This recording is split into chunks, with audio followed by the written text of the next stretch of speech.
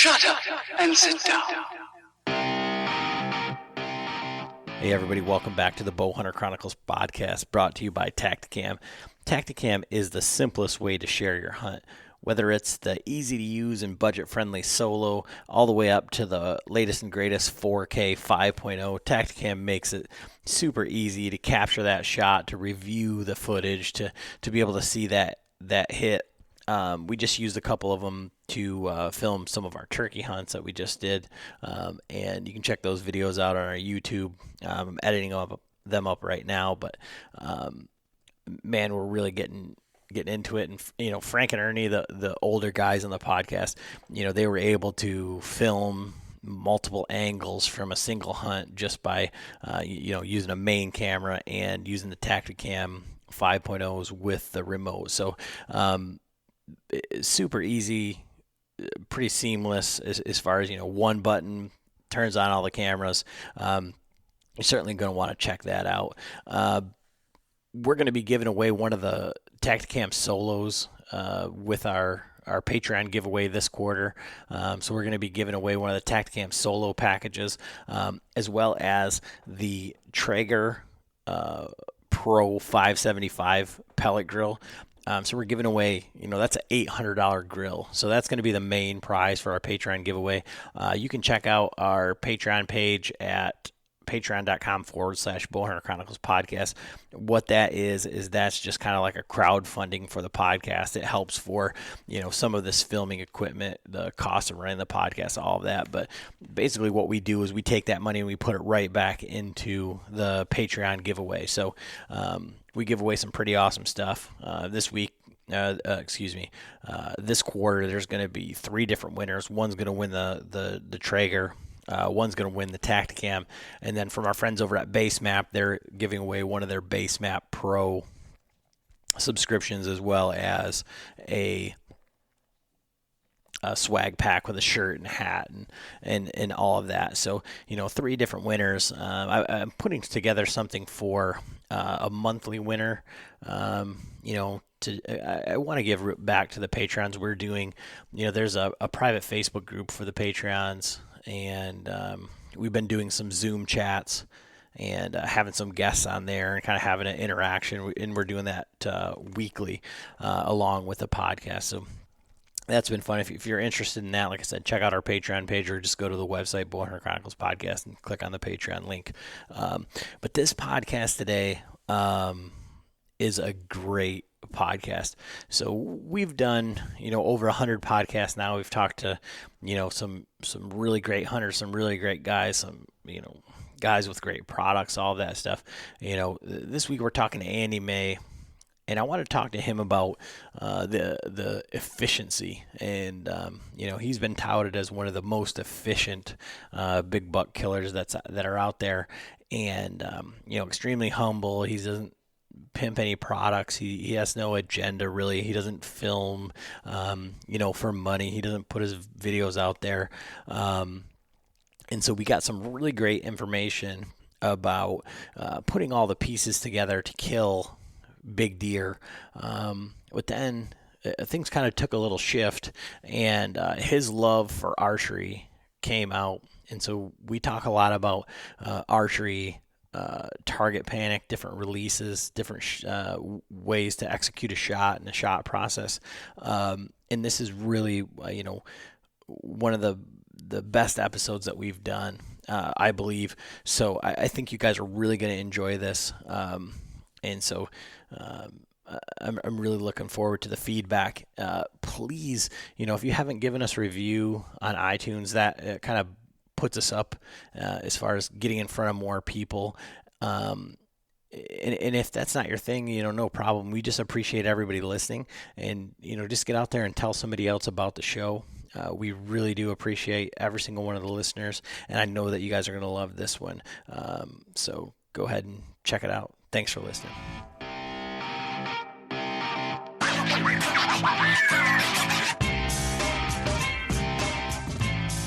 Hey everybody, Adam and John back with another episode of the Bowhunter Chronicles podcast. another one of these Zoom podcasts. John's still on social distancing. We just finished our turkey hunt yesterday, where half of it was me outside of the blind, and then finally, when we did get it done, it was two guys, two different blinds, and then Frank and Ernie behind us, 6 feet apart on the ground, and had the turkeys run closer than 6 feet right past them. And it was a exciting day, but another story for another day.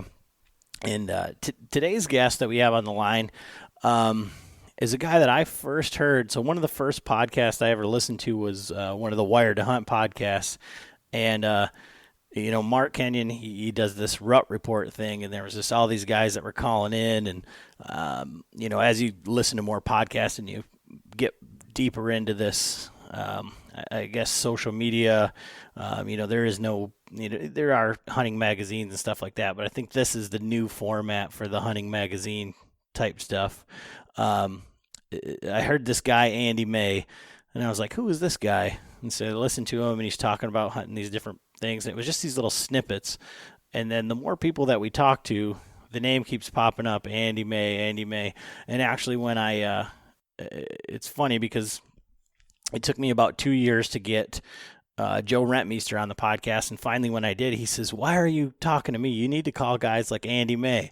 And we finally got to meet him at the ATA show. We talked to him a little bit with the tethered guys, and then he was at the Novi show with us for one of the days at the tethered booth. We were actually supposed to do this one in person, but the show circuit has been kind of shut down, and that's kind of presented some problems for a few different things. But we got Andy on the line here, fresh back from some turkey scouting. How are you doing today, Andy? I'm doing good, guys. Thanks for having me. Yeah, I appreciate it. You've been on a few different podcasts, and you come very highly regarded. But you're one of those guys that is extremely humble, and you're probably just like Joe in the sense of, why do these guys want to talk to me? Why does the listener want to hear from me? But let's go back to like when you started hunting and kind of your style of hunting and how it's progressed over the years.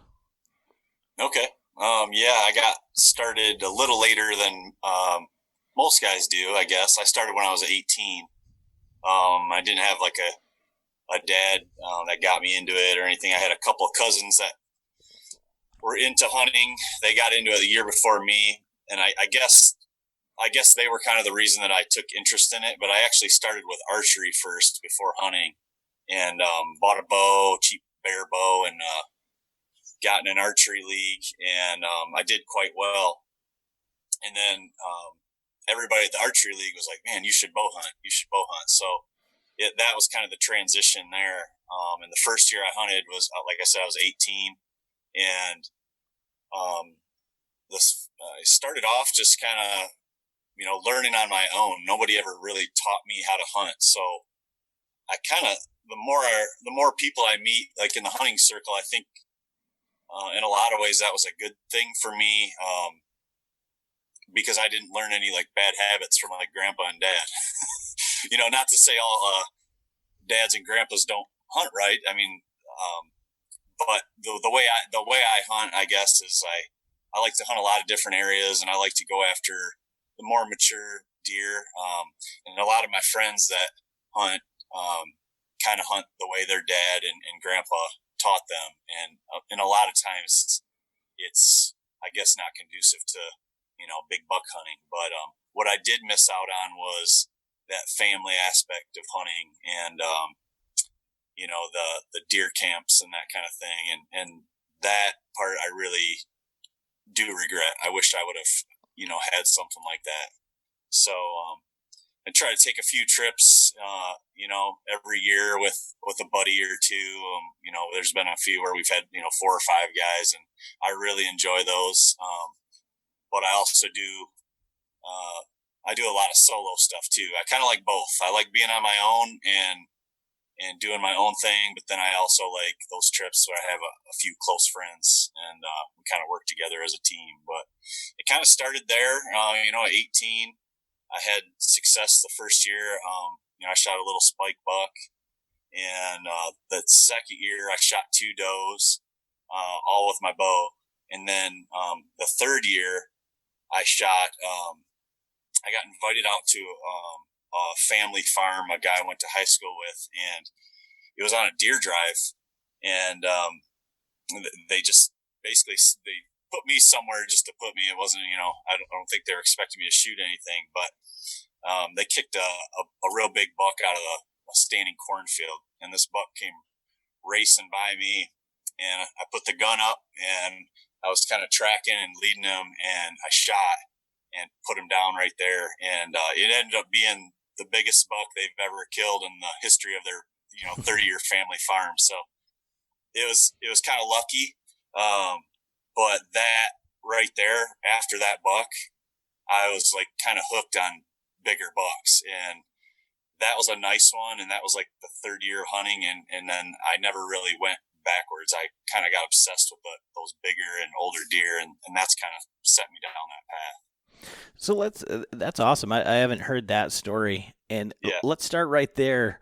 So do you think, I guess, what did you think after you shot that big deer?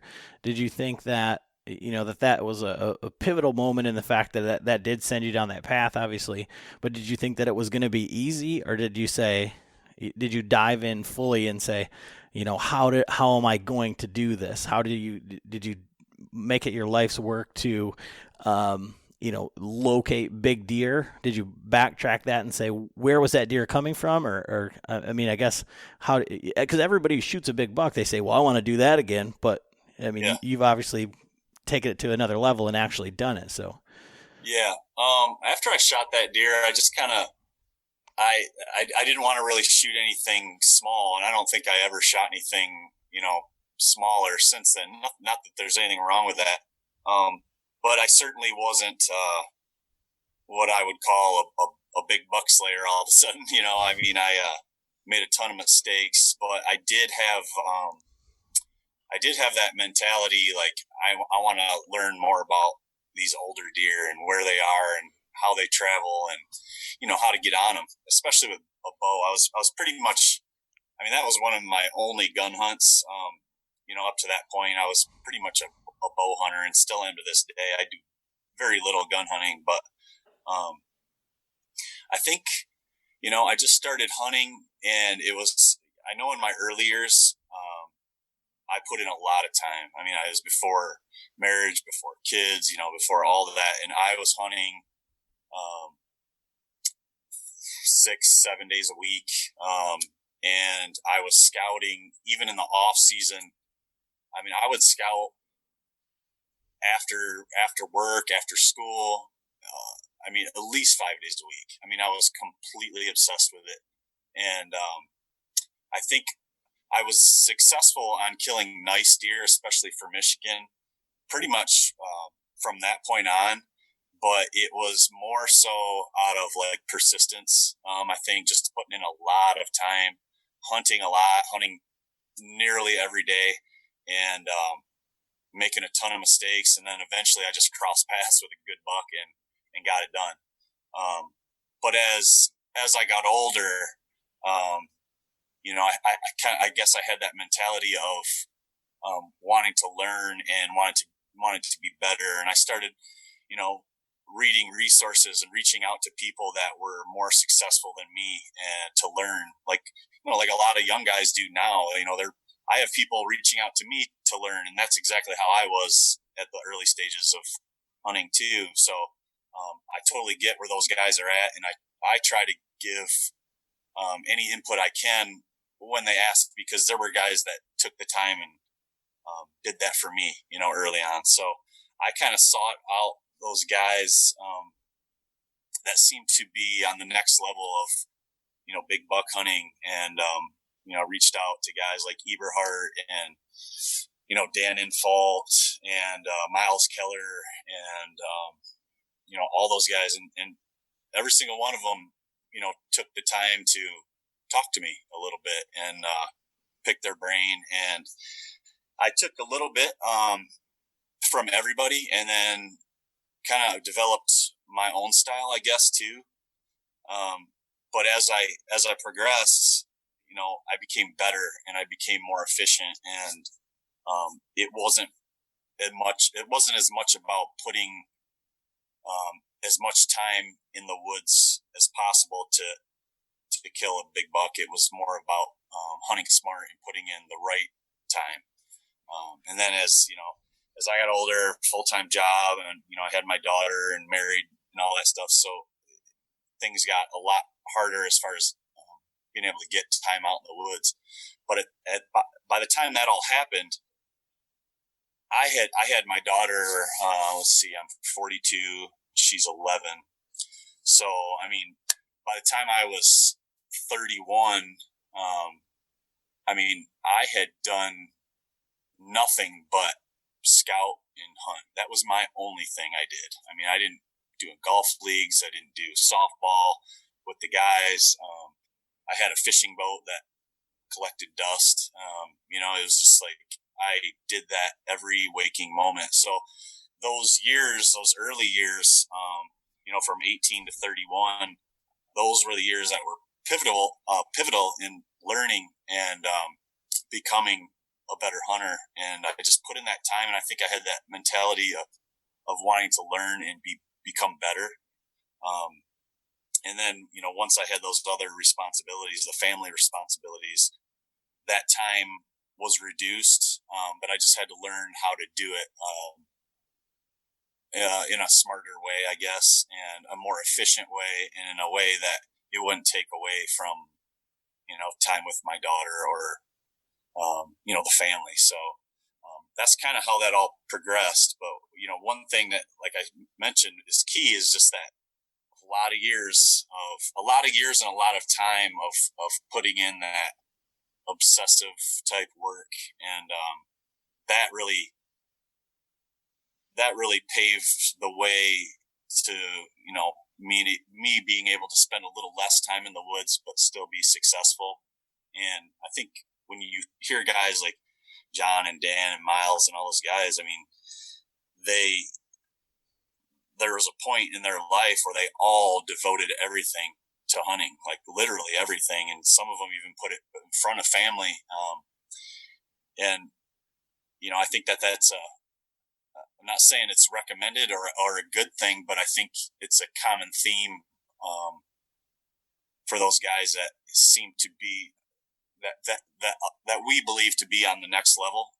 You'll see that as a common theme, where they put hunting on a pretty, top tier of their life, and put in a lot of time and made a lot of mistakes.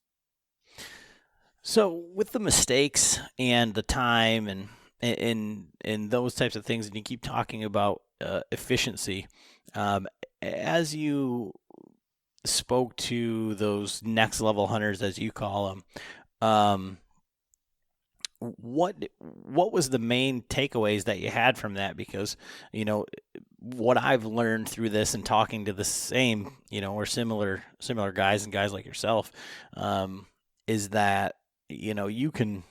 One of the problems that I have or have had is, I might say that I have quote unquote time in the woods, but if I keep doing the same things and go into the same areas, and, I can spend as much time as I want to doing the wrong things or hunting the wrong sign.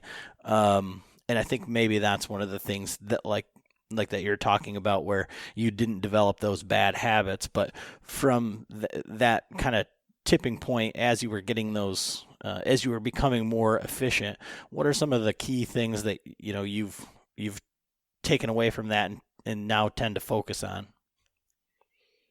Yeah, well, one thing with talking with those guys, one thing that was very common across all boards was that it's very important. Scouting is very important, and in most cases,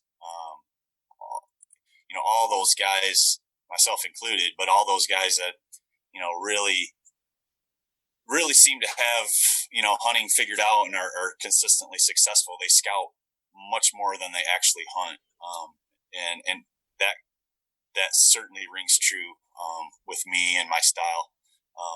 Scouting all the time, in season and out of season, every chance I get, and that allows me to have the same or even more success in season with less time. So that's a big one. And then another thing a lot of those guys had is they have like a certain style or a system that really works for them. The one that they had success on early on, and they just continued to fine tune it and turn it into a really like well-oiled machine that can be repeatable year after year. And there's a lot of similarities between those guys, but there's some differences too. Like Miles was he was a travel corridor hunter. He hunted travel routes, and that was his thing. And as we know, Infalt likes to hunt the bedding areas, and then John is more of a primary scrape type guy. And I think there's a lot of overlap there with those guys, but they all had a kind of certain style that they ended up kind of zeroing in on. And I think where I'm a little bit different is that I've been, kind of picking the brains of all these guys for years, but then also trying new things on my own. And I feel like I don't really have a certain style. I feel like I'm a mix of a lot of styles. And I feel pretty confident in a lot of styles that I can go out and be successful. So I like to think that I'm, fairly well-rounded in a lot of different styles and a lot of different types of habitat and terrain. I'm not saying I think I'm on like that type of level or anything, but I do feel very confident going anywhere and being able to get on nice deer with enough time. So I think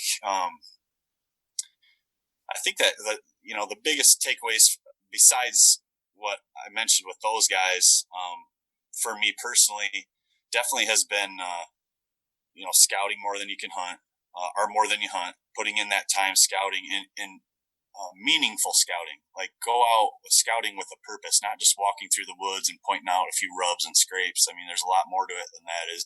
There's finding the buck bedding areas for sure. There's finding the travel routes that bucks like to travel. Those primary scrape areas, the rub lines, the transition edges, and then you can get into all the different types of habitats and stuff, which where big deer like to gravitate towards, and then you got to look into different times of the year and how that stuff all shifts. So putting in that time scouting and meaningful scouting, like go out with a goal in mind every time you go out, that you're trying to, maybe you're trying to locate this big buck's track, or you're trying to find, you've got the bed located, but you need this perfect access or to get to this tree that you need to get to. So things like that. Every time I go out, it's with a purpose, and I really try to dial that in. Another thing is, intimate knowledge with your hunting areas. Part of the reason I think, a huge reason that I'm successful and it appears that I'm efficient is because I have intimate knowledge of a lot of the areas I hunt. And that goes, public, private, in-state, out-of-state. I've scouted a lot of these places, I mean, literally like ad nauseum. I really have. And if a big buck shows up in a lot of these areas, I have a really high confidence that I can get him killed once a big buck is in those certain areas. So being really intimate, and that takes years of experience. It takes some woodsmanship and some knowledge, but more of my intimate knowledge has been built through years of experience and observations and writing that stuff down and looking for patterns and seeing what this deer did from year to year, and where do these on a certain piece of ground, where do the big bucks tend to show up, and that sort of thing. So for me, maybe a little bit less knowledge, but more being attentive over a span of time of hunting and scouting an area. So I get really intimate with those areas, and I know them really, really well. And if a big buck shows up, I usually know where he's bedding. I know where they like to travel. I know where I can get in. I know where I can get out. And a lot of times I know like the exact location where I'd have the best chance of getting them. And I'm not saying that's all the time. But I have quite a library of these types of areas across several states where I have that confidence, and it just takes time. It just takes time and commitment, and a lot of learning different areas. Like if you get stuck, stuck on like one property or two, you learn that one or two properties, but then you get thrown in a different situation. You feel kind of lost. I have some friends that, they can hunt their home farm awesome, but then you get them out of state or you get them in a different place and they're kind of lost. And not knocking anybody at all, but for me personally, I want to be effective and dangerous wherever I go, and that's always been a goal of mine. So I've always made it a goal to always try hunting new states, new types of habitat, new types of terrain, and stuff that I wasn't good at and stuff that was challenging for me, so that I continued to learn. So I think that's a big one too. If that's a goal of any of your listeners to become better hunters, to challenge yourself in different areas and different types of habitat and hill country and in open type grassland out west, and your Midwest farm country and swamps and marshes and all that stuff. If you learn to hunt and navigate all those types of terrain, then you're dangerous wherever you go. And that might not be everybody's goal. Some people just want to kill big bucks, and you can do that. Buy 50 acres and you can put in your food plots and you get some good neighbors and stuff, and you can have that success. But that's never been a goal of mine. It's more variety, a variety of terrain and a variety of challenges, and constantly challenging myself. So going back to those areas that I mentioned where I know intimately well, that allows me to be efficient in those areas. But then every year I add new stuff. I try to go to a new state. I try to hunt a different type of terrain that I don't feel real confident in hopes that I do learn more and become more effective. So I don't know. That's kind of a long-winded way to answer that, but that's kind of some of the takeaways I've learned from other people, some of the takeaways I've learned from myself over the years, and just kind of the way I look at things, as far as like how I hunt, or, I guess that kind of explains that a little bit. Okay. So can you guys hear me? Yeah. All right. So when you say you're going to go out of state, go to a new spot, what do you utilize the most? I mean, are you using like Onyx or those kind of maps, or are you actually going out of state and getting boots on the ground multiple times throughout the year? So it really depends on when I'm planning that out of state hunt. So if it's a rut type hunt, which my first out of state hunts, they were all like kind of during the rut. That's when most guys travel, and that's the way I started. And I would always try to go out there in the spring, like, this time of year, February, March, April, sometime in there, before green up, so that I could really get a clear picture of the deer activity before everything got too thick. You can see those rubs, you can see those scrapes, you can find those beds, you can see the travel routes that were well used. And I would walk all that ground. I'd find the pinch point travel routes. I'd find the doe bedding, buck bedding if it was there, and I would literally try to learn that area as much as possible, and even have spots and access dialed in, so that when I came in during the rut, I had plan A, plan B, plan C, plan D, all these different spots ready to go, different winds. So I would put in a lot of boots on the ground, and a lot of time. But that was when I was doing like one out of state rut trip. Now I take several out of state trips a year.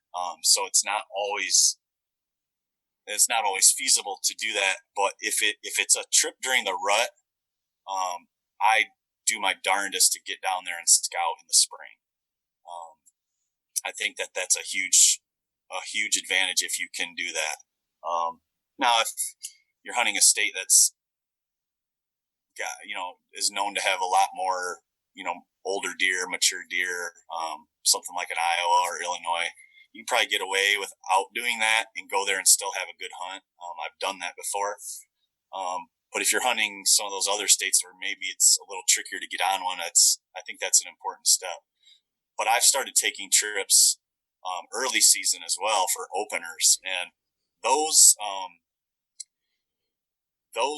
types of trips, I do more. I try to go a few days before the season starts, or depending on how far it is. If it's not too far, if it's something like down to Ohio where I can drive a few times to Glass or do something like that, or run some cameras or something, I would try to do that. If it's something more like Kentucky where I hunt, it's like 7 hours away. So I'll go down like 2 or 3 days before the season, and I'll spend those days scouting, more long range type scouting, glassing. It's farm country. I'm looking for bachelor groups of velvet bucks in bean fields.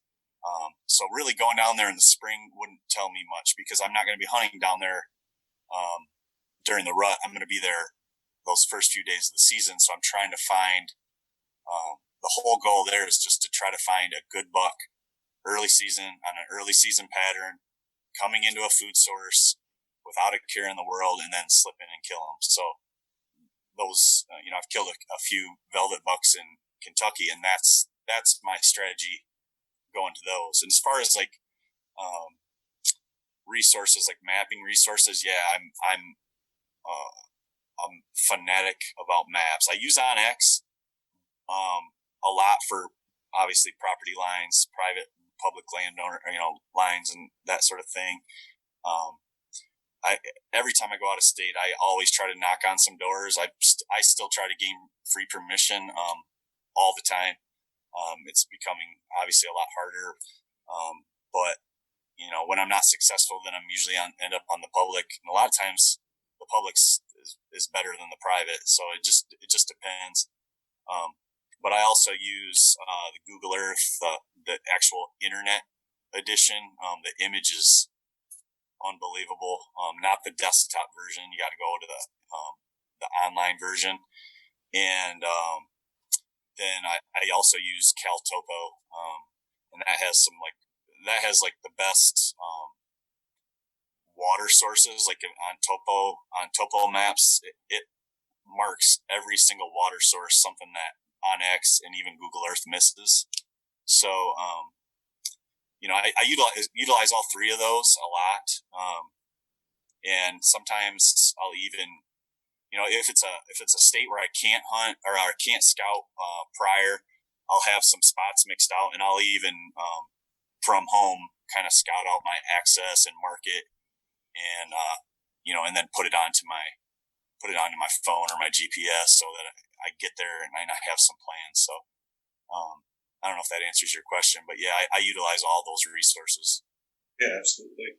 Yep.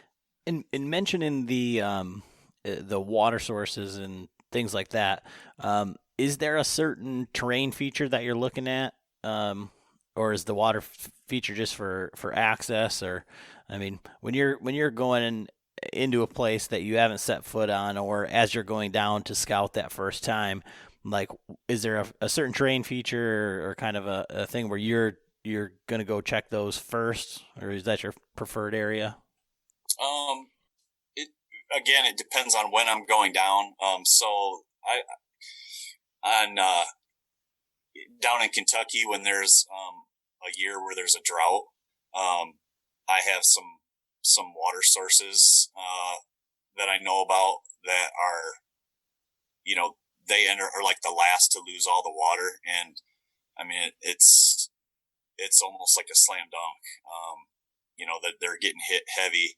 So like on certain years like that, those water sources can be huge. And then when it's not a drought, it's not as big of a draw because there's water everywhere and there's water in the vegetation and everything else. So it really depends on really depends on the time of the year, depends on the conditions. If I'm hunting during the rut, more times than not, I'm focusing on pinch points, some sort of terrain feature, whether it be like in farm country where timber or cover kind of pinches down and funnels movement, or in hill country where it's more terrain features that kind of direct deer travel. All the stuff that we all know as hunters, I focus on that. But what I do, I guess what I try to do on top of that is I try to go in areas where I know there is a big buck in that area, or a number of good deer. So like when I go out of state, I don't really have like a target animal. I do in Ohio because I'm 10 miles from the border. So I hunt northern Ohio, and there's often a few bucks individual bucks that I'm going after. But anywhere else I go, there's no real target animal. I'm just going to an area that has a lot more nicer animals than here back home in Michigan, and I'm just kind of putting myself in those higher percentage spots. But I will gravitate more towards that big buck sign, or really good doe bedding areas. I like to, during the rut, I really like to get in tight to those, kind of on the downwind side, or travel routes going to and from. So again, a lot of it goes back to areas that I'm familiar with, or that I've scouted so much that I know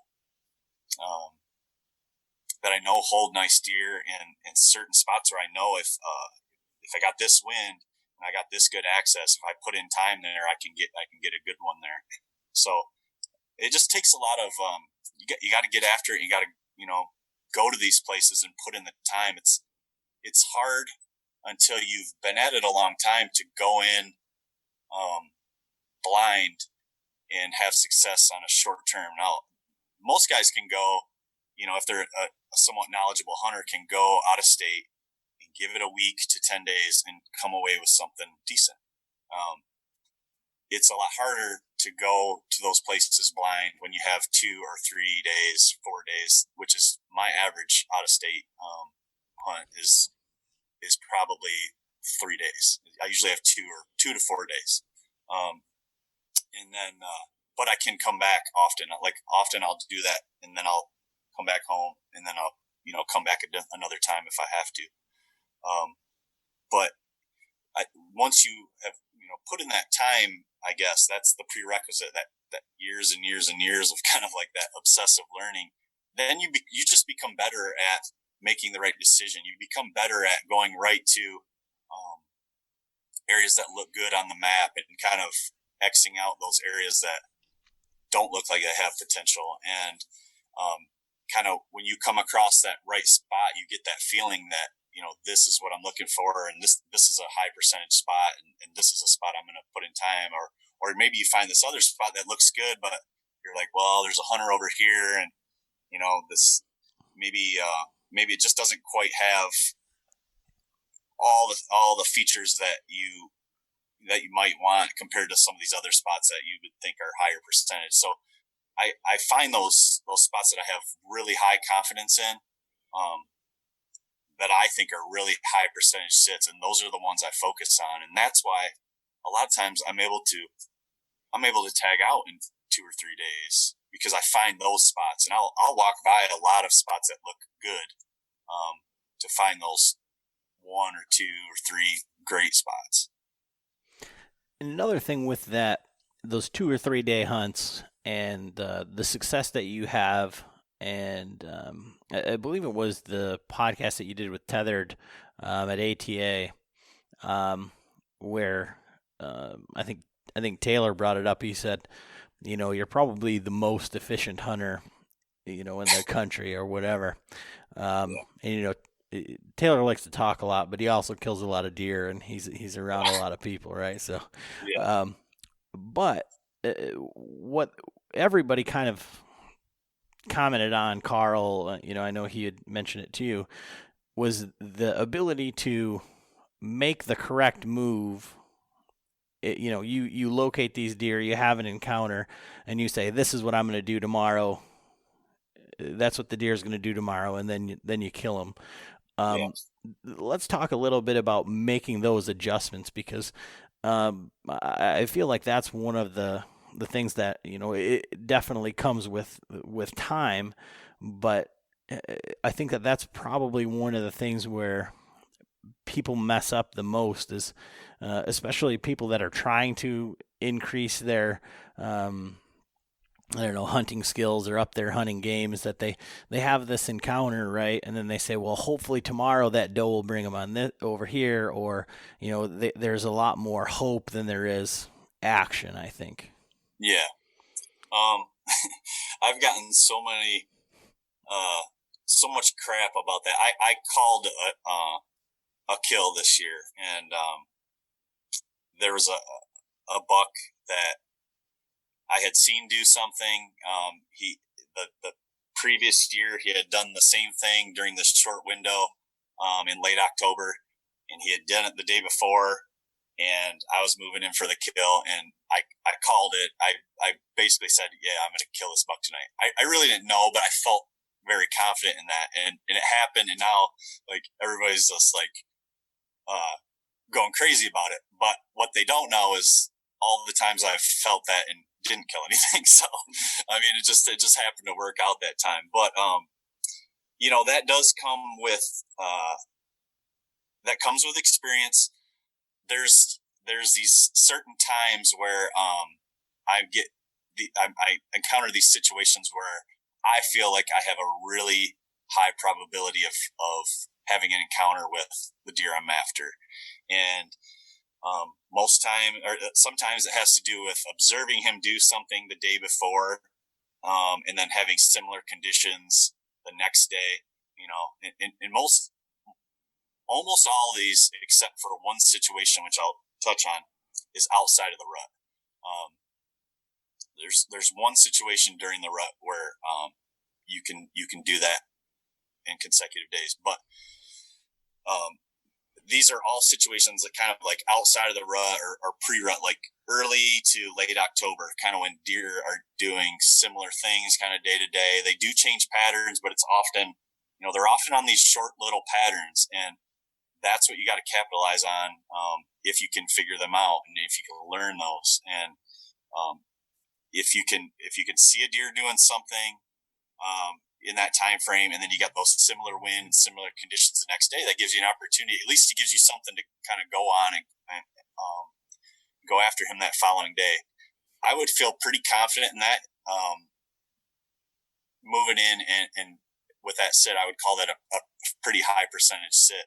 But then what I've started seeing is that year to year, after I've been like after a certain buck for a couple of years, I start to see these patterns that they do in different areas, and they're over here in this section here, in late October, and then this buck is over here, hitting this food source, at the beginning of the season, and then he disappears, and then this buck's over here in late October, but before that I had no idea where he's at. So I start to see these little patterns that these bucks show me, like on consecutive years, or I check my cameras or go through my pictures at the end of the year. I was like, man, this buck was all over the place for a 3-day period, so when there's a buck that I'm kind of zeroing in on and I see a pattern like that, then that's when I focus my time in that single area going after that deer. And I wouldn't say the majority of my kills have came from that, but it seems like a lot more have come lately. So that's where that confidence comes in, where, okay, I'm diving in after this buck. Like a few years ago, the big wide 9-point, he's on the wall over there, but I had hunted him for 2 years, and I got some nighttime pictures of him very sporadically, hardly ever. Had no idea where he was bedded, somewhere off where I couldn't hunt. And then it was that late October, like October 24th, 25th, 26th, for 3 years straight, he showed up in daylight. He was just opening up scrapes in this area. And I noticed it. I noticed the pattern the first year I hunted him when he was 3. I had a visual. I started getting pictures of him, then nothing. And then after the year, I pulled all my cameras. I go through all my cameras, and I put them I organize them in a way that is really easy for me to kind of learn from and see those patterns. And then, so the next year I had that in mind. I was like, okay, I virtually had no idea where this deer was, the beginning of season, even mid-October, but that late October timeframe, he became real active. So I was real attentive to that time of year, where I was going to start putting in some sits for that deer during that time frame. So the second year, same thing. He showed up. I'd have to go back and look, but it might have been to the day of like October 24th. And it was unreal. He was there starting to open up all these scrapes again. And I was hunting him in an area where he was opening all these scrapes. And this was a mistake I made in a learning experience. I was hunting in an area that it was like kind of an opening in the woods where he was making, 10 or 12 scrapes in this, I don't know, maybe acre opening, had some oak trees, some low hanging limbs. But I was sitting on the downward side of this opening, thinking I had the wind perfect. But what was happening is the wind was coming over the top, coming into that opening and vacuum pushing me back. So I sat there, I don't know, 2 or 3 times during that time frame for that deer. And there was one hunt where I think he was coming in and he winded me, and I was throwing milkweed, and it's like I was so frustrated because it just kept blowing the wrong way. The wind was coming out of the north, but then it was blowing my milkweed back to the north instead of the south because it was kind of swirling down through. So after that season, again, I went through my pictures. He was all over the place during that time frame, and the 24th, 25th, 26th, right in there. Then he showed up a few sporadic times, like once like during the rut, and then once again like during Christmas or something. But it was just kind of sporadic. But then, so that off season before the third year, I said, okay, how can I hunt this buck where I can get a consistent wind where I still think he's traveling through?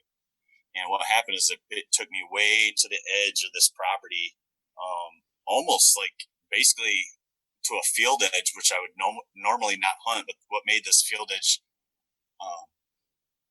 doable was that it was like nearly a mile from the road, and it had standing corn. But what was cool about it was there was this giant point that kind of jutted out into the standing cornfield, and I knew from scouting that was a bedding area for a big buck. Years ago, when I scouted that point, there's a giant bed on there, and I always thought that was one of his beds. So that third year, what I did is I found a spot where he could, if he was bedded in that point, which would, when deer are bedded on a point, what they like to do is they like to have the wind blowing down through the tip of that point. So I waited for a wind that was blowing down the tip of that point. Also, I got in a spot where I could get consistent wind and good access to where I still thought that this deer was traveling kind of to and from that area where he liked to open up those scrapes. A lot of times he was in there like in the morning and a lot of times in the evening. So I backed way off of where all that sign was, and I was in a spot where there was no big buck sign. It was just a hunch that he was traveling through this little pinch.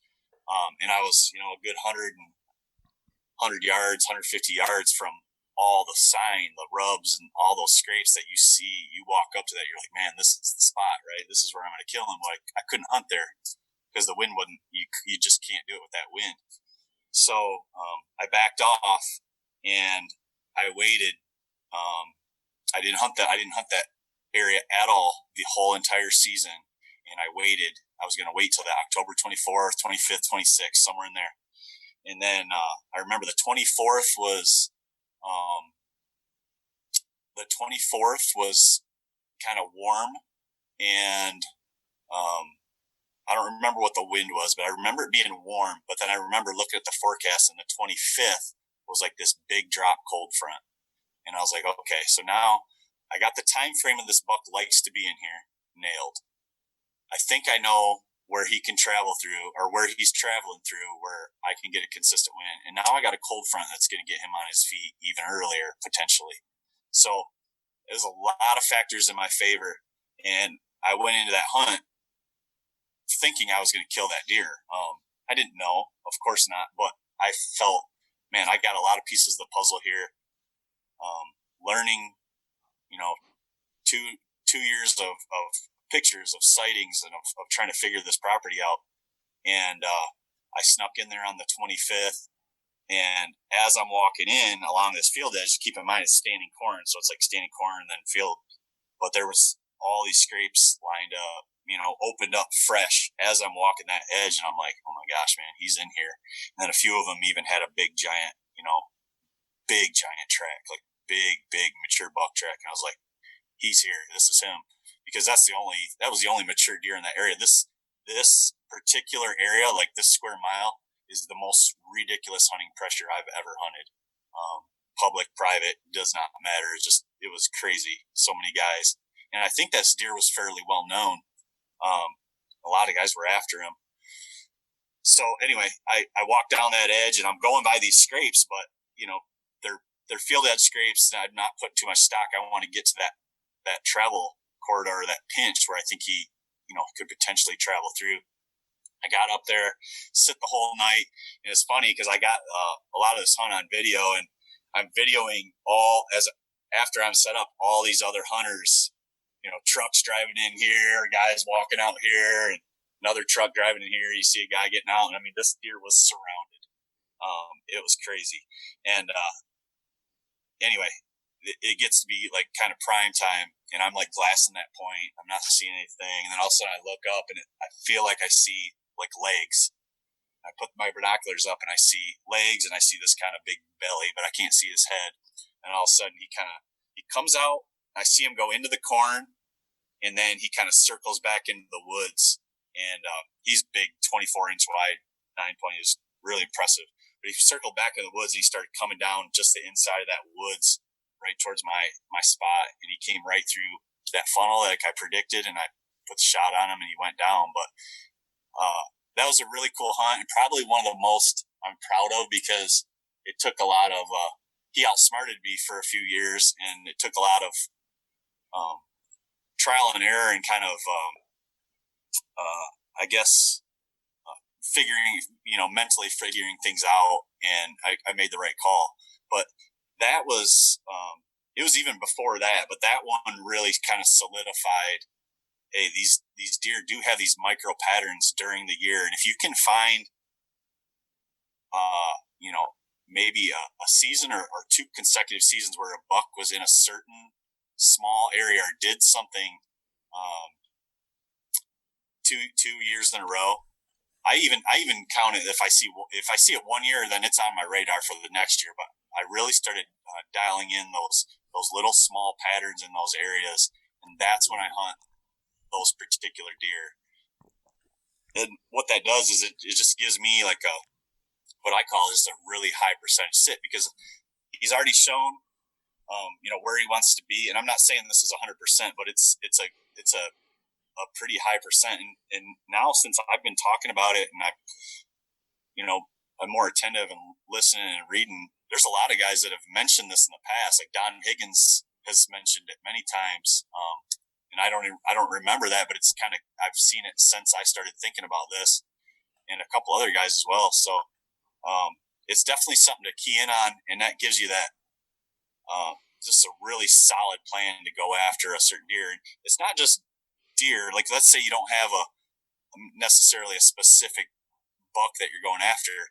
You could still see these same patterns in just areas in general. So like there's areas that I hunt that, man, they really light up during that first second week of November, maybe that first week of November.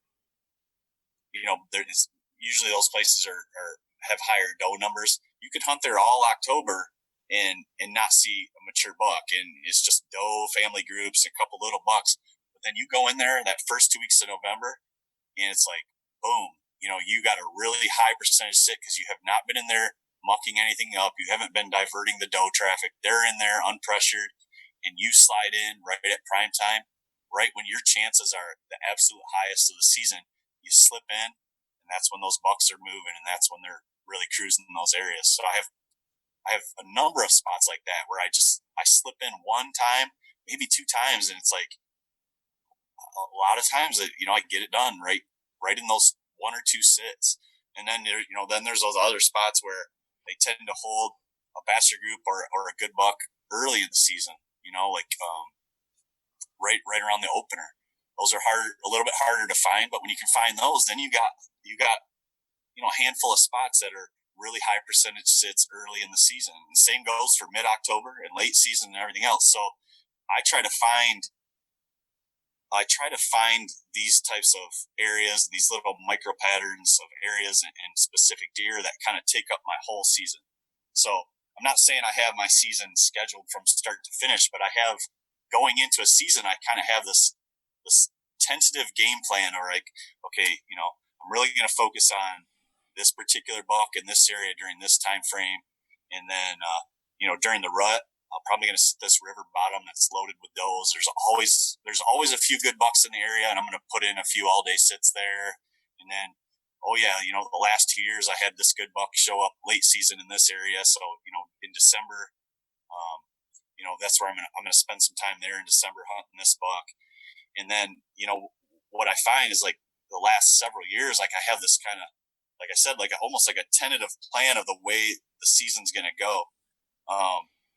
But then I throw in my out-of-state trips, and then I also, sometimes none of this stuff pans out, or it's Michigan. So, it seems like at least half the time I get screwed up just by other hunters on the areas that I hunt, or deer get killed, or pressure moves them, so then when that stuff happens, then I go more into like scouting mode, or observation stand mode, or like a still hunting mode, where I kind of scout and hunt, on the ground. I'm hunting, but I'm scouting at the same time, and I'm kind of slipping through the cover, like still hunting. And I'll do that sometimes just to I'm always trying to get a bead on a good one. I'm never really sitting and waiting and hoping one comes by. Unless it's one of those things I mentioned earlier where I have really high confidence. If I don't have high confidence, I'm not going to go sit in the stand over here, where I don't know what's there, and just hope. I might go sit over here where I can see a long ways and get 25 feet up, and I can glass a whole river bottom or a swamp or something like that. That's something I would do if I didn't have anything really going on. But I'm never going to just sit and hope blindly. I'm going to go out with a purpose. And then sometimes I do that still hunting, kind of slipping through the cover, with my bow. I'm scouting, but I'm also kind of moving towards where I know the deer are, or where I have it. Maybe I have a suspicion that a big buck is bedded, and I'm kind of slowly working towards that as, depending on the time of the year. Let's say it's mid-October. This is something I might do mid-October, but I'm working towards where I think, there might be a good buck bedded, but I'm scouting. I'm looking for a sign on the way. And if I see something like, man, this is good here, this is torn up, and there's a rub line, I feel like I'm getting close to this buck, I might set up right there. And then if I don't feel that, if I don't have that high confidence, I keep going, and I keep going. And the whole goal is to see that deer before he sees me. And, it's kind of a high risk, high reward type thing, but that's my mentality when I don't have these other things going on. Or when some of these other plans that I have get foiled, a deer gets killed, it gets hit by a car, it gets poached. I mean, it's all happened to me, or high pressure moves into the area, and everything's kind of busted up. So I'm always trying to find that high percentage sit. And I hope that kind of all makes sense. I know I rambled there, but it's never just sitting and hoping. It's always, I'm looking for that really high percentage, high confidence type setup. And if I don't have it planned, if I don't have it, with my historical data or a buck I'm after, then I go out looking for it very aggressively. And I don't know, by hunting this way and having that kind of approach, I feel like I'm in the game constantly. I'm in the game. I'm playing cat and mouse with a buck all season. Like I'm always on to something. And if I'm not, I'm doing this aggressive approach to get onto something. So I don't know. That's just the way I kind of look at it and the way I tackle a season in general. So I don't know if that answers your question. Sorry, I talked so long. No, I mean, there's a lot of takeaways from that. Just in the sense of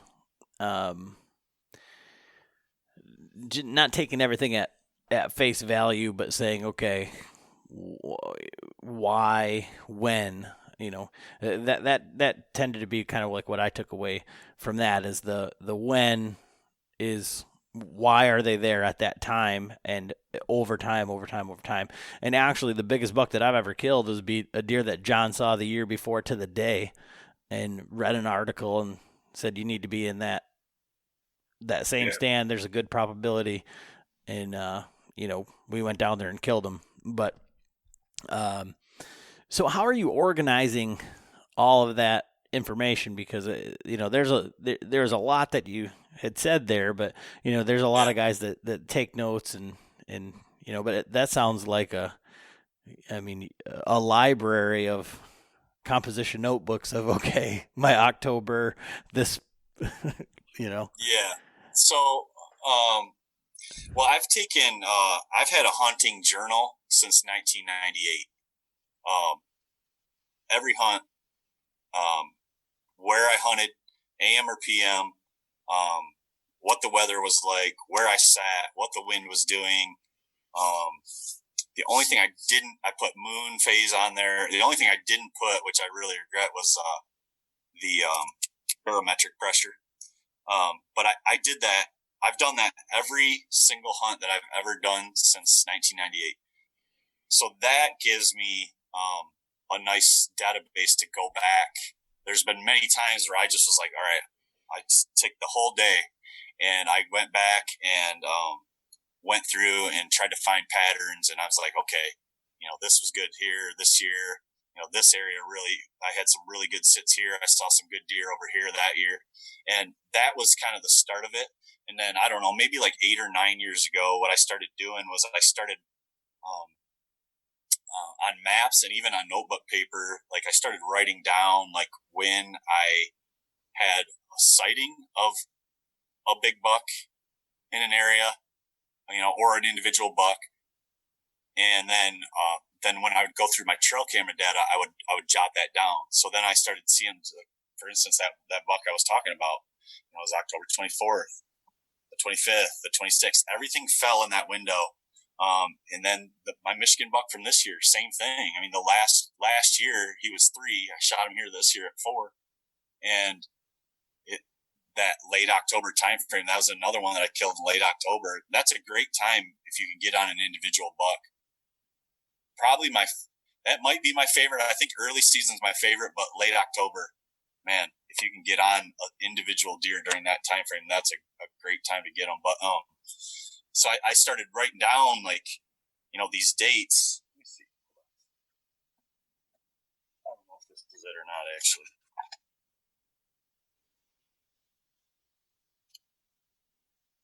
Yeah. Okay, so here's an example. So like 2018, 10:22 in the PM, 11:06 in the AM at the scrape, 10:31 AM at the scrape, 11:03 in the PM, 11:12 PM at the scrape, 11:21 PM at the scrape, 11:24 PM at the scrape. That's one buck that I either had sightings or trail cam pictures. So that's a deer that I'm going after. That was from 2018, and then I have just as many data points for 2019. So what I write those down, and then what I'm trying to do is like, okay, when was he in this area the most often, or when was he most vulnerable in this area? And I'm looking for those patterns. So I start writing them down like that. Like that one's about an in particular buck, but I'll do the same thing just in areas. Like there's this, there's a swamp in this public piece that I hunt, and I call it I won't say the name, but the blah blah swamp. But anyway, I have the same type of notes from that area. So it's not necessarily an individual buck, but it's when I've had encounters or pictures of good deer in that area. And I'm always trying to find these little patterns and these little these clues over time, these like data points, and then it gives me something to kind of focus and capitalize on. And it doesn't always work out, and it doesn't always show a pattern, but I mean, like you guys experienced, and I have many times now, bucks really do kind of hone in on certain areas and do the same things from year to year. And sometimes that can change a little bit, especially if if they're like a subordinate buck and the big mature buck in the area gets killed, there can be a little bit of a shift there and some things can change. But man, I know a lot of what I consider really, really good, knowledgeable hunters, guys that are not like social media guys or anything. And I've had these conversations and they have seen it too. And it's really, really something that you should key in on if you're really serious about going after mature deer. This should be a tactic that you pay attention to. If nothing else, it gives you that short window time frame of when you can go after that certain deer or tackle that certain area. And as we all know, I've wrote articles about it. I've said it many times. Like you're my best chance, your best chance, everybody's best chance at that mature buck is that first time in. And yeah, you still got a decent chance in that same spot, maybe the second time if you don't get busted. But I mean, it drops down dramatically every time you sit that same area. So that's what I kind of zero in on a lot of those things I talked about to be more efficient with my time and my sits. And I try to plan a lot of first time sits, or maybe 1, 2, or 3 sits in an area, and then if I don't have them killed by then, it's usually the gig is up and I have to come at them from a different angle or a different area or move on to a different area or deer altogether. And so with the efficiency thing, you've talked about a couple of guys with a couple of really opposing styles in they're similar but not. John Eberhart is obviously a saddle hunter, super scent control. Dan Infalt, no scent control whatsoever. Doesn't really care for saddles. Both pretty. I mean, I don't know. John is definitely a killer, and he's killed a ton of deer. But the way that he does it with his scent control, I wouldn't say is the most efficient. I mean, that's a lot of work, a lot of time, a lot of energy spent. What are you using in terms of equipment for, and how has that evolution gone?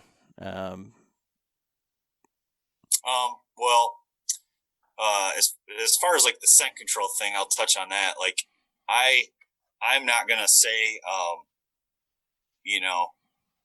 what John does, he takes it to another level, and I've never taken it to that level, so I'm not even going to give an opinion on if it's effective or not.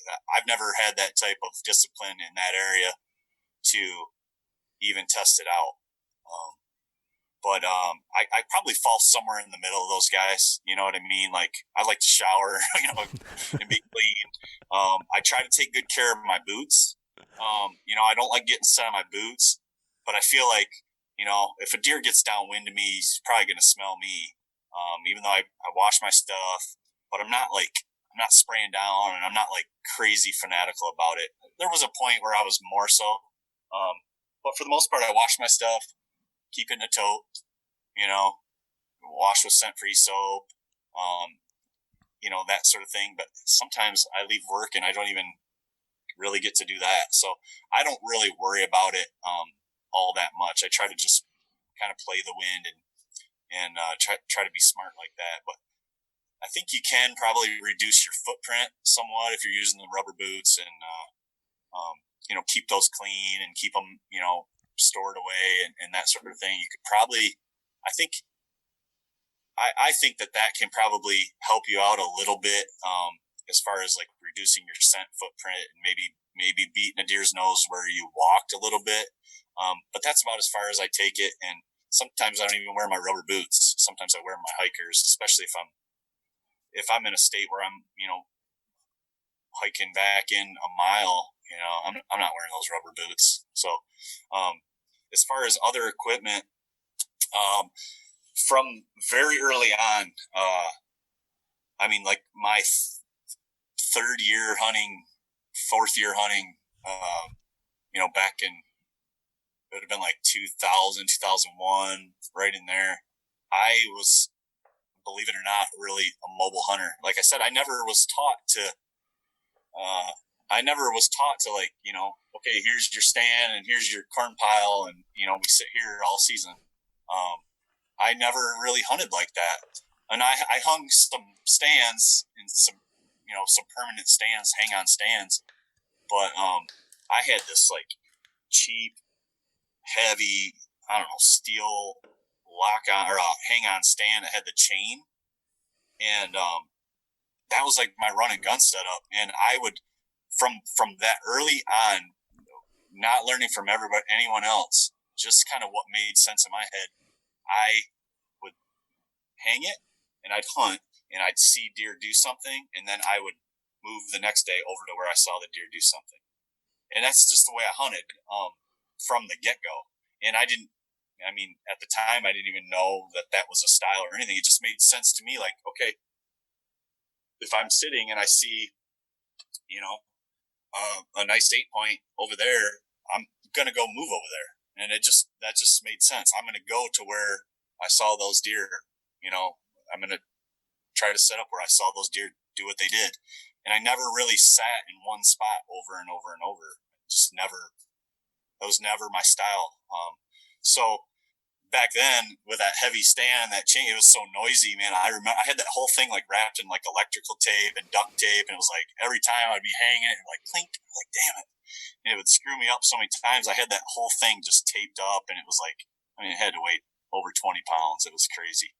But, that's the way it was for the longest time. And then, then I got into like the lone wolf stands and stuff. And that was huge, huge game changer there for sure. Use that forever. I still have a couple and, we'll continue to use them when, the situation's right for sure. And, right around 2008, 2009 is when I got my first saddle. And I was all about reducing bulk, and weight. I was a mobile hunter from the beginning. I liked the idea of being sleek and fast and light and adjusting on the fly. And, so I saw the advantages, at least in my mind, of the saddle. But the saddle I had was a big, bulky, heavy thing at the time. I believe it was the only one out there or one of maybe two. And I just didn't love it. You know what I mean? I wasn't that comfortable in it, but I toughed it out for a few years. I killed some deer out of it, but I slowly started kind of going back to the light hang on and sticks. And, so I used that for a lot of years. Not knocking it. It gets the job done for sure. And it's all personal preference. But then these new saddle companies started coming out. And of course, my ears perked up and I became interested and tried out, as you guys know, the tethered products. And man, it was just night and day difference from what I started out with. It was just so much lighter. It was more comfortable and it was just so much more well thought out. And it just fits my style really well. Because I don't know, I hunt from the ground a lot. I don't know if I'm going to be on the ground. I don't know if I'm going to be 30 foot up in the tree, but I like to have everything I need to be able to do both. I don't like to be hunting on the ground when I have a stand and sticks on my back and I have to stash those somewhere and then, go back and get them, or I'm trying to sneak through cover. Like I like to be sleek and fast and light, and, just that reduced, footprint and that bulk is just, to me, just fits my style well. And I see why some guys prefer the saddle. I think it does have some advantages. I see why some guys choose to stick with a with a hang on. I totally get it. It's not for everybody, but it does fit my style. But I definitely, I think there's times for both, and I use both. Last year I don't think I used a hang on at all. I think I sat in one permanent stand, and then I was either on the ground or in the saddle. But the year prior to that, I was probably like 70% saddle and 30%, out of my lone wolf. So it just depends. But that's, as far as equipment goes, I mean, if that's kind of what you're wondering, as far as like the stand or saddle type setup, that's kind of where I'm at right now with that. What are you using to get up the tree? What kind of climbing system are you using? So pretty much all last year, I used the Hawk heliums that I just cut down. I cut them to 22 inches. I had a movable aider that I used. So I'd use 3 or 4 of those with that movable aider, and that could get me. I mean, I hunt some really weird setups out of saddle. Like, I'll often hunt like this high off the ground, and just hide behind the tree. But then with those same sticks, and that movable aider, I can get to 25 plus. So that's usually what I use. It's like the kind of public land legal setup. If I'm on a spot that's private, I actually prefer not to have the sticks, because the sticks are bulky and they're heavy. I prefer just a little pouch of those Cranford screw-in steps. I'm really confident and I'm really fast with those. The downside is they're screw-in steps, which I'm not a huge fan of. But on private pieces, if I'm running and gunning and I'm trying to go in light with no bulk, that'd probably be my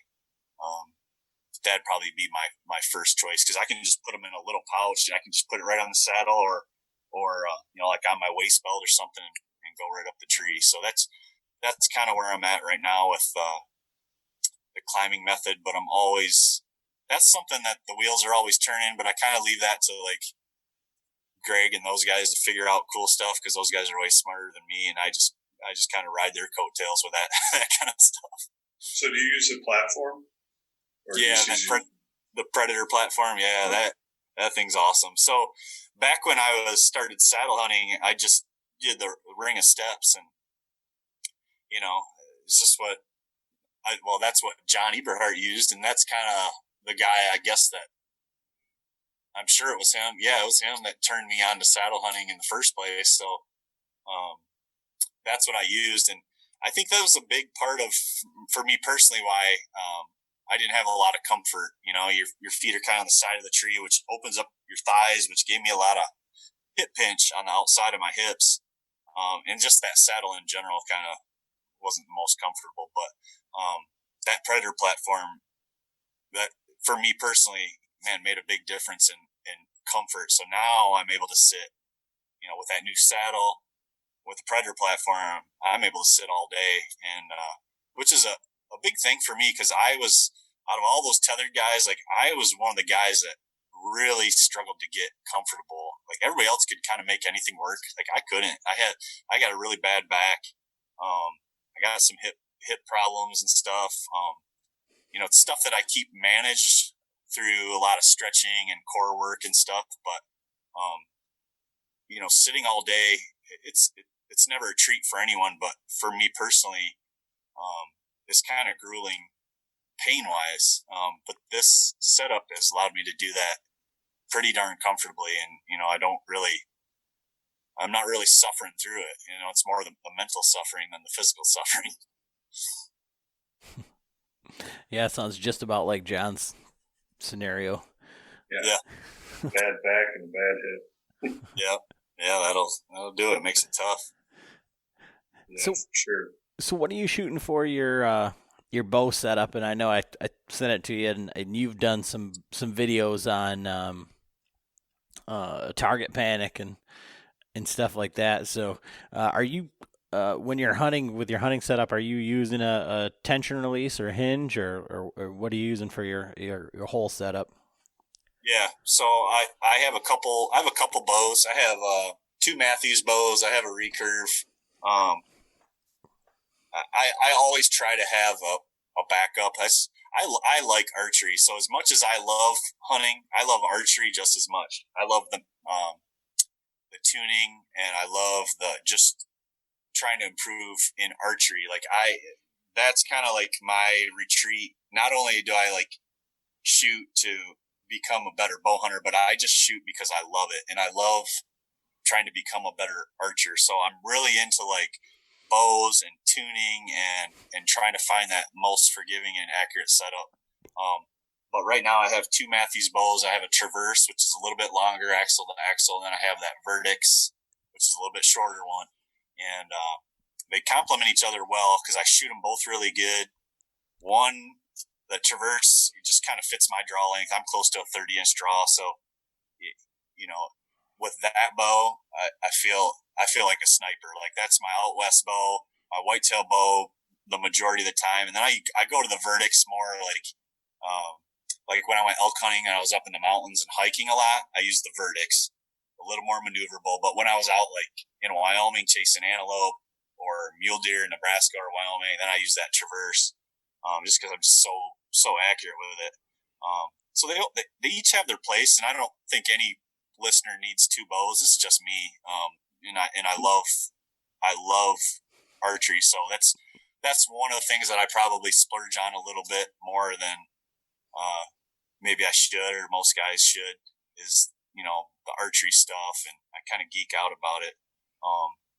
But yeah, so I got those two bows, and then I shoot. I don't know. Your listeners probably don't know, but I suffered from target panic really bad many years ago, and man, it was.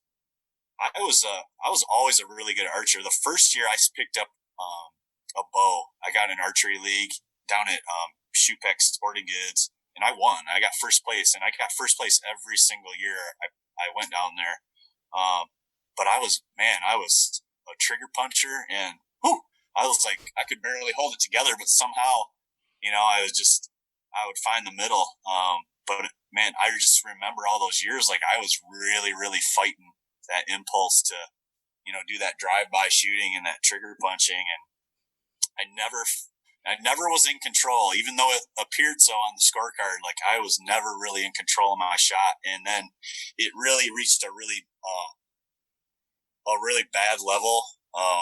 One year during hunting, I think I missed two big bucks, and I wounded another, and it was all target panic related. Just literally, I couldn't hold the pin on target, and I saw brown, and I just hammered the trigger, and it was like where I was mentally, I was having anxiety about it, and it was just making it worse. And then I would shoot more, like I felt like I just needed to practice, get rid of it, or get past it, and I just kept compounding the issue because I didn't really know the proper way to shoot a bow, and I didn't know what an unanticipated release was. And unless you're in like the target archery world or 3D world, a lot of hunters don't know that. But learning that, I reached out to some archers that were more knowledgeable than me, and again, I sought, just like hunting, I sought out those guys that were the best in the world, and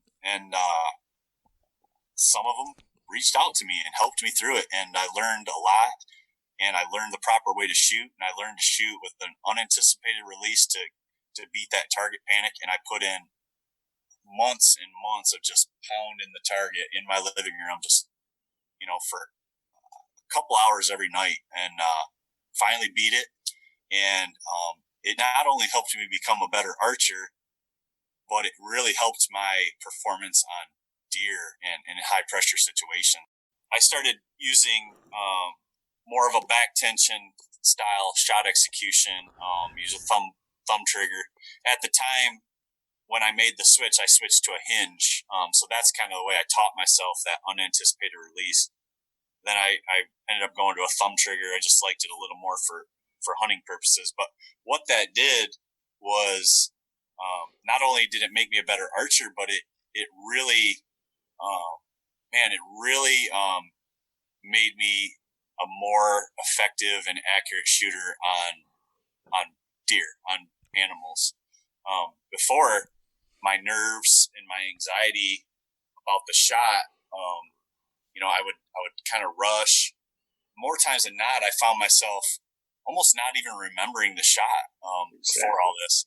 Like I just was like, man, I don't know what position he was in, or I don't even know where I hit him, or man, it happened so fast, I don't even know. Like I found myself saying that a lot, but now I have a much more calmer approach to shooting. My shot execution focuses on the process instead of what's at stake. So now I'm running through this shot execution, and what it does is it gives me this really low kind of anxiety level of shooting, and a much more accurate, a much more forgiving, and I just focus on that execution rather than that big buck standing 25 yards away. And man, it just now. I'm not saying I don't ever make a mistake or miss or anything, but more times than not, I'm putting it on the money, and it just feels good because now I know if I can make a good shot here, I can live with whatever happens. Like I did my part. I executed a good shot. I didn't rush it. I waited for a good angle. I executed, and more times than not, it works out for me. But they are deer. They are wild animals. They move, and things happen. But before, I was screwing up here at the shot execution. I was causing my own failure here. And now it's different. I'm executing a good shot. I'm performing here the way I need to, and then the arrow's going where it needs to be. And like I said, more times than not, it's been a positive outcome. So, I don't know. There's probably some listeners out there that might be struggling with target panic. It's super common. A lot of people call it buck fever. That's target panic. So, definitely, if that's you, if you're listening to this, that sounds familiar. There's some resources out there that you could check out that could help you. But it certainly helped me, and it took my confidence in my archery to a whole nother level. Yeah, that's where Adam's at right now. Yeah. Oh yeah. It's I told him because he left the wrist strap release, and then he ended up buying a Carter roll, not to it. Yeah. And so, but I'm like, dude, I'm watching you, and your thumb isn't on the barrel, and you're just punching it. Yeah. Like it's target panic. I'm like, you need to just put that one down for now and get a silverback, which is an actual back tension. You take your finger off the safety, and you pull, and it breaks at a certain poundage. Yep. And trust me, I went through the same thing. I did the same process. I bought a Carter, 3-finger the wise choice, because I couldn't get a knock to it, and it was great until I could not keep my thumb from punching it. Yeah. I wasn't executing it correctly. So that's some good advice. Those tension releases are really nice for training that movement and ingraining that kind of pull through motion into your shot. I learned on a hinge, which is a little different. A hinge fires on rotation, but same sort of things. You draw back and you anchor, and then you can pull through on a hinge and make it go, but it also goes just kind of on relaxation. So what I would do is I would just let my pin float and then just kind of relax my hand, and it would go off. And the key to an unanticipated release is that you don't know the split second when it's going to fire. So all you can really focus on is, executing your shot, and you just you're staring at the spot. So your aiming is kind of subconscious. Pin's kind of moving around, which is fine. You just let that pin kind of float around, and then you just execute the shot, pull until it goes. And if you could just focus on that pull through motion or on that execution, and just let the pin just stare at the spot you want to hit, and let that pin move around a little bit. That's perfectly normal. What most guys try to do is that pin movement freaks them out, and they feel like they need to, their pin's on the target, and then it's off, and then it's on, and then it's off. So what they try to do is they try to time it as it's passing by, and that's a complete wrong way to shoot. You just stare at that spot and just let that pin float around. As long as your eyes are on the spot you want to hit, what the pin does is it constantly centers itself, it constantly comes back to center. So you're letting your aiming be subconscious, and you're focusing on just pull, gradual pull, build tension, build tension, build tension, build tension, boom.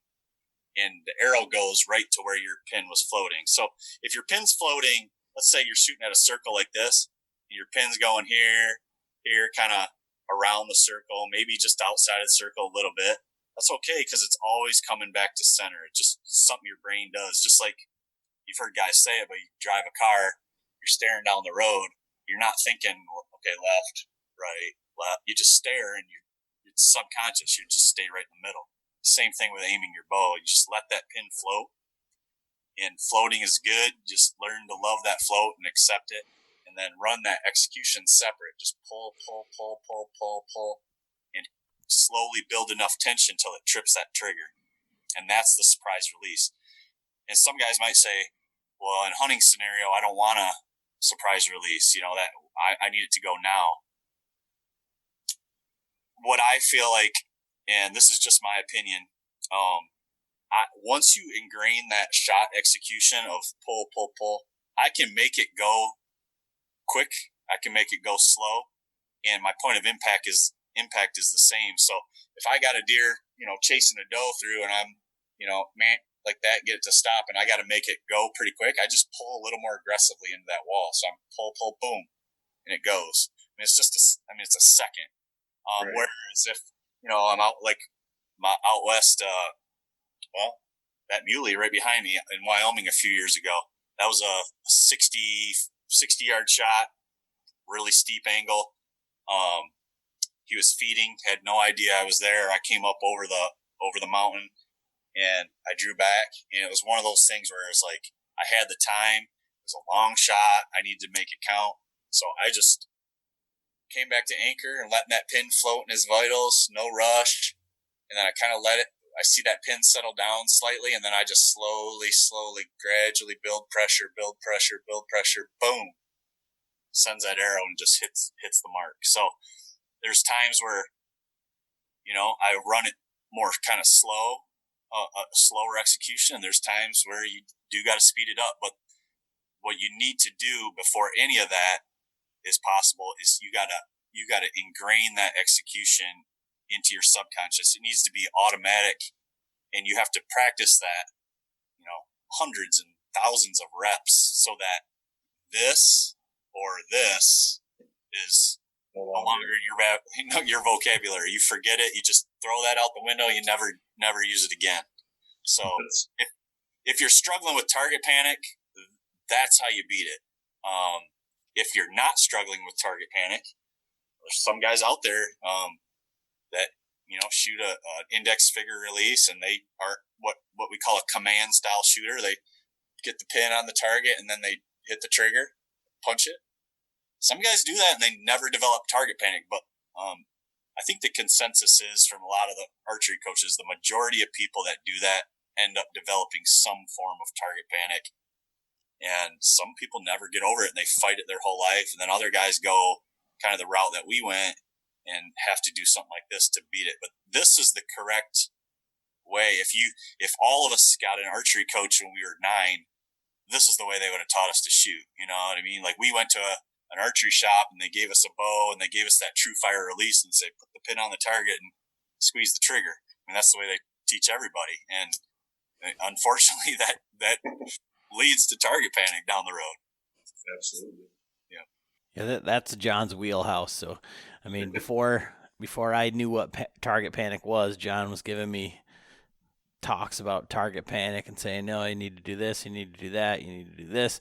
And then you get a podcast, you talk to somebody, you talk about target panic, then boom, it's like the virus. You got it. And now...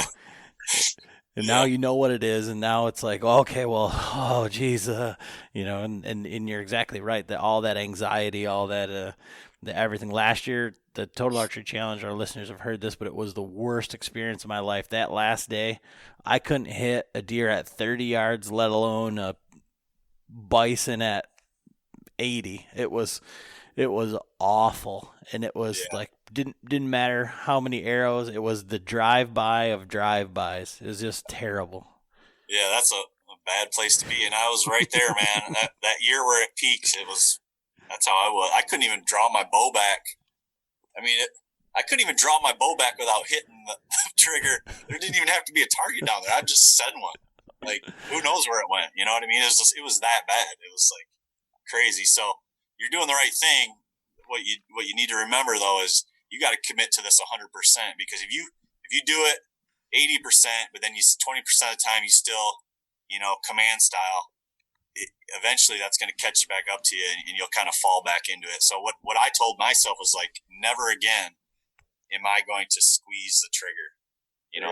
For me personally, I just was like, never again. I just like a guy that's going to quit drinking forever, just stop that day and never do it again. And that's what I told myself. And since then, I've never done it, and I've never had any like setbacks or anything. So that resistant release is a really good trainer, and like Mark Kenyon even hunts with his, and a couple guys do.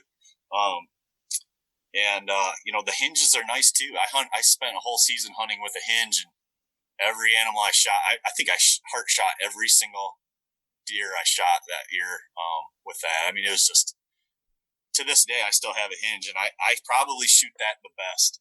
But what I didn't like when with practicing with it, sometimes, like on severe angles, which you often find yourself in a tree stand, even though you try to keep that perfect T-form and do this, well, what happens is your hand position changes slightly. So it kind of changed the speed of the hinge a little bit, the way it fired.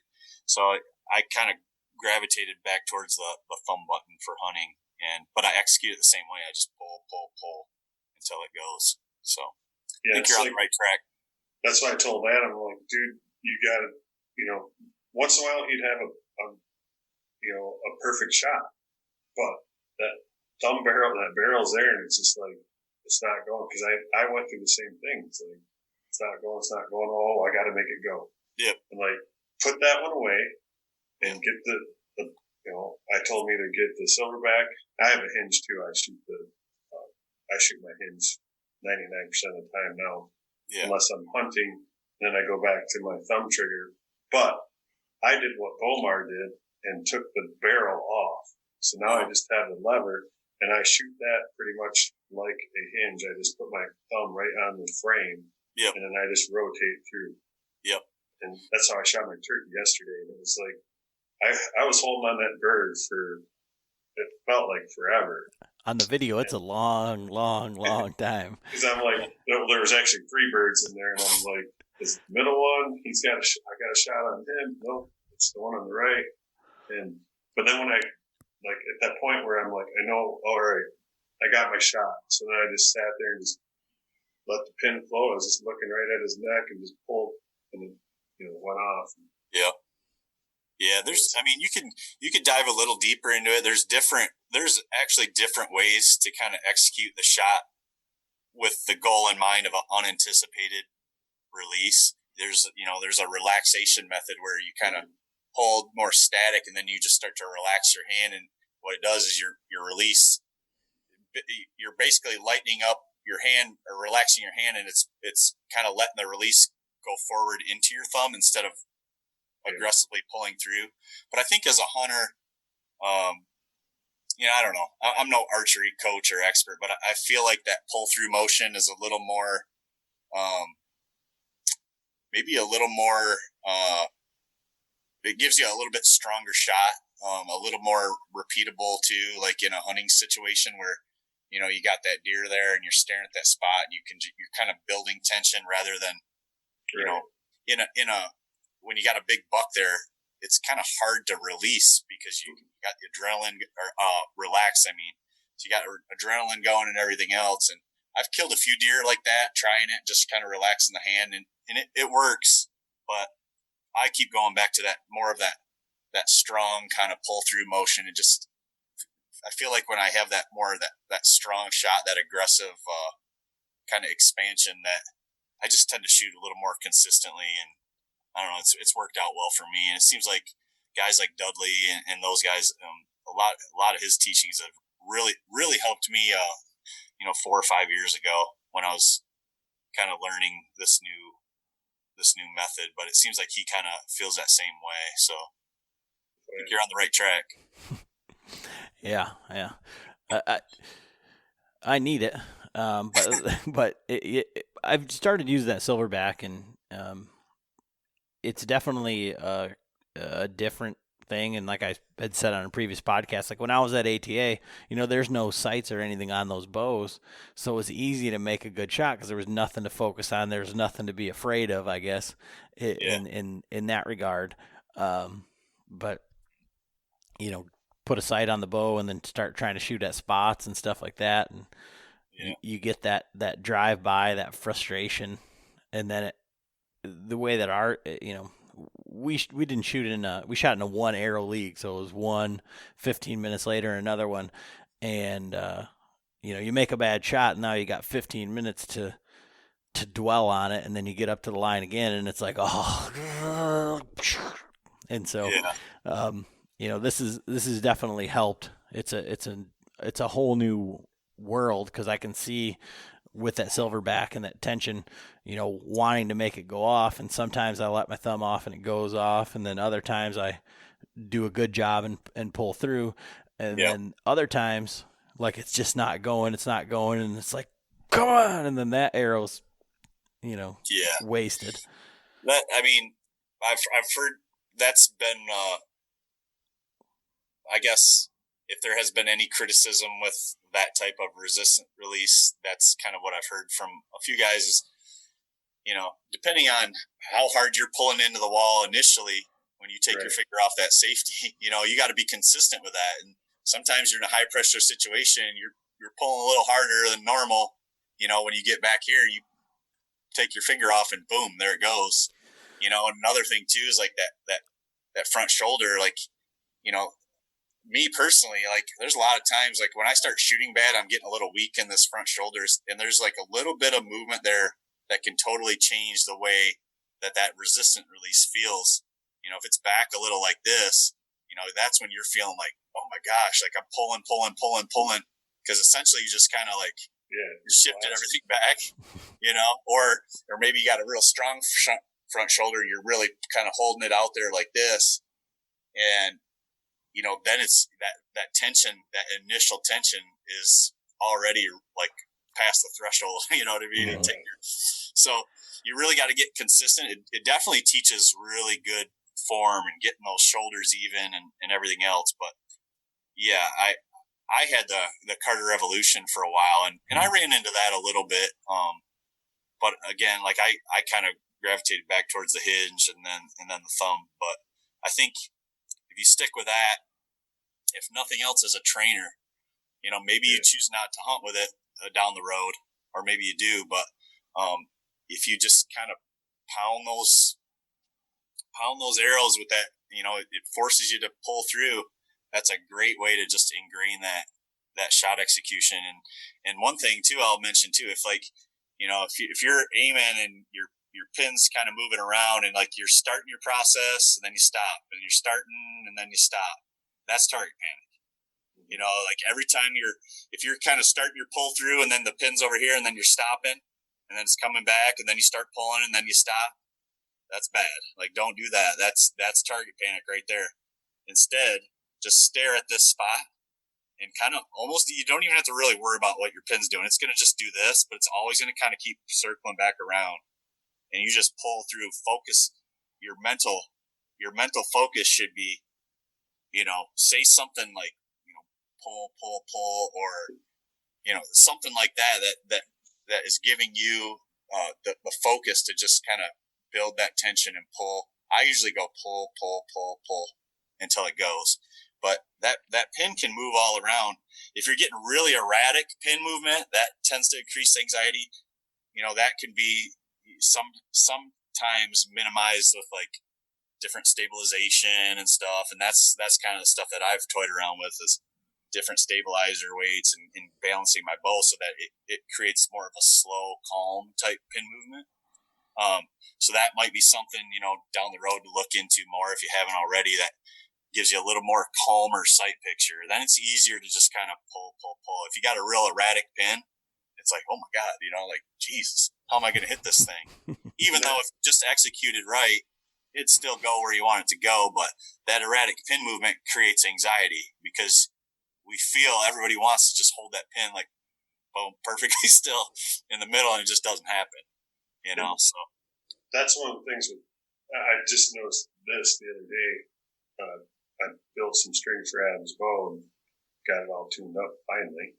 But he's shooting the Diamond Deploy, the carbon bow, and that thing, I mean, it's awesome because it's so light, but it's so light and so small that when I was, tuning it in, that bow is all over the place for me. I mean, it was a little bit windy that day, so it's like definitely like when you go to an aluminum riser bow or you put some weight on that, it'll stabilize it some more.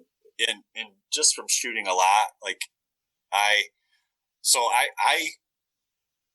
look at my hunting bow, I tackle it like a competitive archer. Like I'm trying to build the most accurate setup.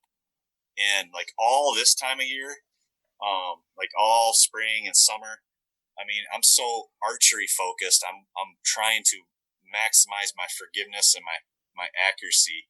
And I'll shoot, I'll do a lot of tuning. I'll do a lot of arrow building and different setups. And I'm testing them against each other to find the most accurate setup so that when I go into hunting season, I got a really confident setup. And for me personally, from trying a lot of different bows and messing around with different people's bows and tuning different bows, I shoot a heavier bow much better than a light bow. I see the benefits of a light bow, especially like in the mountains out west. Maybe even if you're just kind of like a 25-yard and in guy or something like that. But just for me personally, I definitely shoot a heavier bow a little better. Not saying everybody will. Some people use or shoot a heavier bow with like high mass weight, and what it does is like they're constantly fighting their pins dropping and dropping and dropping like that. So, you got to add like counterweight to help with that. But I don't know. For me personally, I really struggle with a really light bow to get a calm sight picture, and I like a calm sight picture, even though I can still shoot fine with more of an erratic pin. For me personally, it's a little tougher to do. Well, I mean, that's something that's never even entered my mind as far as that sort of thing. I feel like it's been like a kind of a deep dive into that because it's like really opened up like me thinking about the way that I shoot and the scenarios in which like that arises. Like I'm not necessarily sure that happens, but I'm not sure that it's not happening either. It's I have a shot process, but nowhere in that process do I say, man, how fast is that pin moving or anything like that. You're thinking about mechanics, shoulder up, where's my feet, what's going on, and then drive by. Yeah. Then like and you shouldn't be worried. When you're shooting, you shouldn't be worried about what your pin's doing, really. Right. But what I'm talking about, like I will go out and have practice sessions to like analyze or improve my pin flow. So, when I'm doing that, I'm not really working on shot execution. I'm looking at my pin and I'm seeing what it's doing. Do I like my pin flow? Is there something I can do to improve my pin flow? Now, there's nothing wrong with a carbon bow. Absolutely not. It's light. What's cool about that is you can add weight to it in stabilization. And stabilization can, I don't know what you use, but stabilization can slow down your pin movement. So, like if you are getting a little more pin movement than you want, you can start experimenting. If you put like a minimum like 8, 10, 12-inch stabilizer, something like that, put a few ounces out at the end. And what that does is that slows, if you're getting a lot of this, it slows it down. It's just like holding a golf club, with the heavy head out at the end, and you got the handle here and you try to wiggle it. It's like, it's slow. And then if you switch it around and you got the head and the handles out there, you can whip it back and forth like this. The same type of deal. You're getting weight out away from the bow, and it can slow this. It can slow this down to like this. But then if you get too much weight out front, then your pin starts doing this and dropping here and dropping. So, and then you either got to back off, take a little weight off, or in my case, I use a back bar. So I start adding a little weight to the back. If I'm getting a pin that's dropping a little bit constantly, and that seems to be my issue, the majority of the time, like when I'm setting a bow up, I add a little weight in the back until my pin doesn't drop anymore. Now it's just kind of doing this, really calm, still moving, but it's just a really calm float. I got it stabilized perfectly so it doesn't want to drop. I got enough weight out front where it's not doing this. I don't got too much weight in the back where it wants to go up. I tinker with that until I get that perfect kind of acceptable pin float. And that might be overkill for a lot of hunters because a lot of hunters are, they're thinking 25 yards and in, and it probably is unnecessary. I'm not trying to get your listeners to do what I do. Like, it's overkill, I would say. But, if you're going to try to take your archery to the next level and you're looking for, hey, maybe I don't want to kill a deer at 50, but I'd like to be able to practice at 50 and I'd like to be able to hit the bullseye, these are the types of things when you start to get to those longer ranges, 50, 60, 80, 100, like at the Total Archery Challenge, these are the things that make all the difference in the world.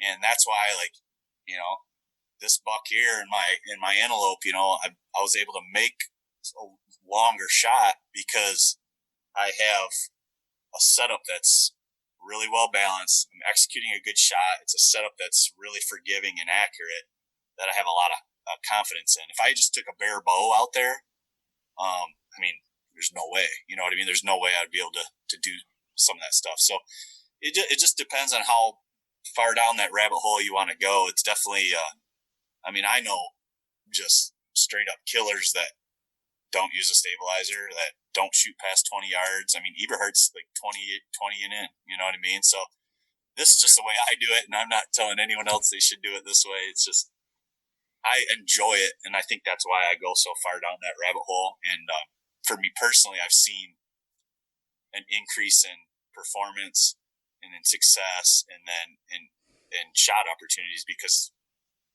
when the conditions are right, I am able to reach out there a little further. Yeah, I'm the same way. I'm on the same pattern you are with that. And it's, some of our listeners are too. We just had a Zoom meeting with some of our Patreons, and I was saying like the same exact things that we're talking about right now, like the whole thing with the shot process and letting the pin float, just being comfortable with it. Yeah. And, and confidence. Like when you're shooting at 100 yards or 80 yards or 50, 60 yards, and you can consistently, put it in, the kill zone on a 3D target. Well, then when that shot comes in at 20 yards, it's like, I'm not even thinking, am I going to miss it or am I going to mess this shot up? It's, you pick a spot and it's there. Yeah. And back to Adam's setup, he does have like a 10-inch stabilizer on it, but that's one thing. When I went to put that on, I was like, holy cow, this thing is super light. Like he hardly has any weight. So that was, I had it on the bow, but it definitely needs some adjustment. I haven't shot that bow since he first bought it. Yeah. Yeah.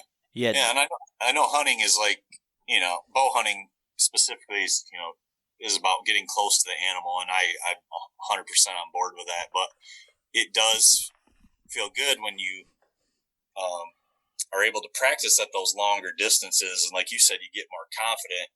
It just makes those shorter shots, just feel so automatic. Like you almost like you can't even mess it up. It like doesn't even come into your mind that you could possibly miss this. Where before, it was a very, very real possibility that I was going to miss this or screw it up.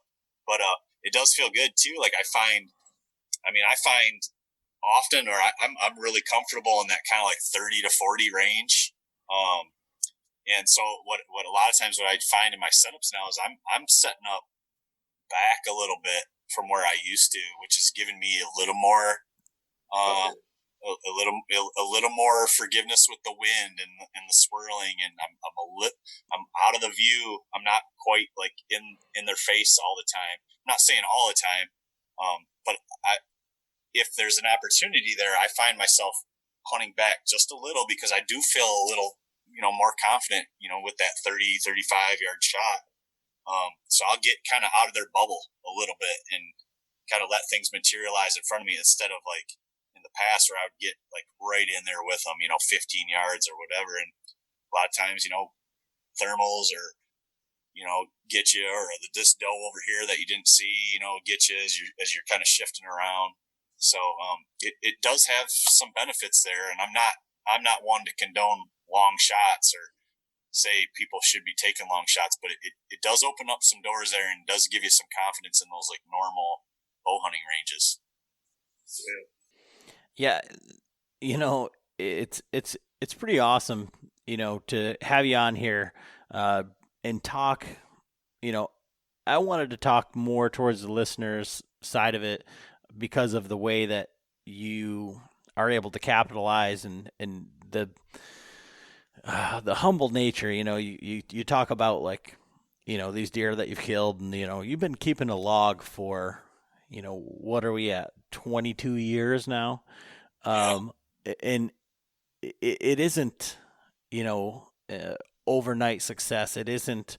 Dan Infalt says the fairy dust, but there isn't a product that's out there that you said, man, as soon as I bought such and such, like this is the way that it is. And, you are involved in a lot of different things. Like you said, you've written articles, you're, frequently on Wired to Hunt and, the tethered guys and all of that. And, you come on here to talk with us about, trying to be a little bit more efficient, and then you jump right over into the John nerd out about bows, but not only talk about that in, setups and a lot of people have an agenda, when they want to talk about their bows, or they want to say, okay, well, you need to do this, or everything is absolute. And you're saying, look, this is why the archery component, why, for me, kind of put everything in perspective, because John tells me all this stuff all the time. Like, I'm very fortunate is I have a John in my life that's like, he's building strings, he's building arrows, he's tuning bows, he's doing all of this stuff, but it's kind of like when your mom tells you all this stuff and you're like, you know what, I know, I'm sure you're right. But then for you to come on here and then explain, like, okay, this is why I'm doing it, this is why, and this is where I think that's important. I think that's a really great, not only for myself, but for the listener as well, because to be able to have somebody, that we want to have on as a guest for helping our listeners and to, be more efficient, to have a little bit better success rates, and then be able to tie it right back into, kind of like the way that John and I play off one another is I just, do whatever I want to. He's the guy that's very laser focused and, all of that. But I think that's probably one of the best explanations that I've ever heard in doing this and asking the questions as far as like stabilization is one of the questions that I get asked or that we get fielded all the time is about why or how do you pick your stabilizer or whatever. And tying that right back into hunting versus the target archery side or things like that, is pretty awesome. And I really do appreciate that, whether, you think it's a rabbit hole or kind of off topic or whatever. But, so we've been on here for 2 hours now, and I don't want to keep you too much longer. Where can people follow along with whatever you're doing or kind of your stuff? You talked about a little bit of filming, you do the Wired to Hunt stuff, you're with Tethered and those guys. So, if people have questions or they're like, man, I really like this guy. How can we follow along with all the things that you're doing? Yeah. So I think that's kind of a misconception. Like I don't really put out like any content. I'm not selling anything. I'm not even trying to like self-promote at all. I have an Instagram page. If you want to follow it, that's fine. I don't post on it much. I'll post some hunting stuff once in a while. You'll probably see some stuff with me and my daughter on there. But that's Bowhunting Dad on Instagram. Facebook is just for my family, so I don't try to find me on there. And then don't expect too much. I'm not trying to become famous or even really try to make it in the hunting industry. Like if I'm known for anything, I'm known as just the regular guy that works 2 jobs, that has a family, that has limited time to hunt, but still kind of prioritizes it enough to get out there and have some success. And I've done it in a lot of different states. I've hunted as far west as Colorado and all the way to Maryland and pretty much everything in between. So I do have quite a bit of experience. I love talking hunting. I do get a lot of messages, so I'll definitely reach back out, but it might be a while if someone did message me. But that's about it, man. I'm not really. I wish I could say wait for my video to drop or something, but there's none coming. So.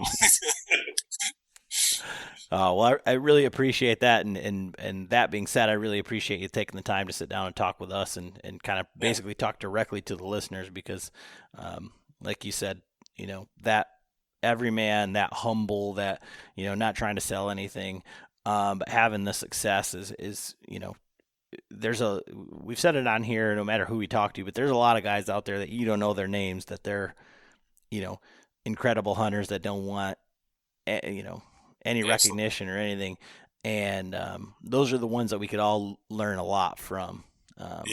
So for sure. That was real quick. That was me forever. Like I think I told you before we started recording, Mark Kenyon at Wired to Hunt asked me to go on his podcast it was like 2.5 years before I said yes. I kept telling him no. I didn't feel comfortable with it. I wasn't trying to be secretive or anything. It's not my way really to sit there and talk about myself. But then he was persistent, and he said, don't think of it as talking about yourself. Think of it as you're just talking about hunting with me, your buddy, and it might help people out there. And that, I guess that's what kind of hooked me, because there were people that helped me. And I'm not saying I'm the greatest teacher or I know everything. I absolutely do not. I make a ton of mistakes every year, but there were people out there that took the time to give me some advice and some direction, when I sought it out. So I guess that was my way to kind of do that a little bit back. And now I've been on a few now, and so I'm a little more comfortable with it now, but I appreciate you guys having me. No problem, man. Honestly, hopefully we'll get to meet up again in person someday when this is all over. But we look forward to that. But I think that's all we got for this evening, so I really appreciate it, Andy. All right. Awesome. Thanks, guys.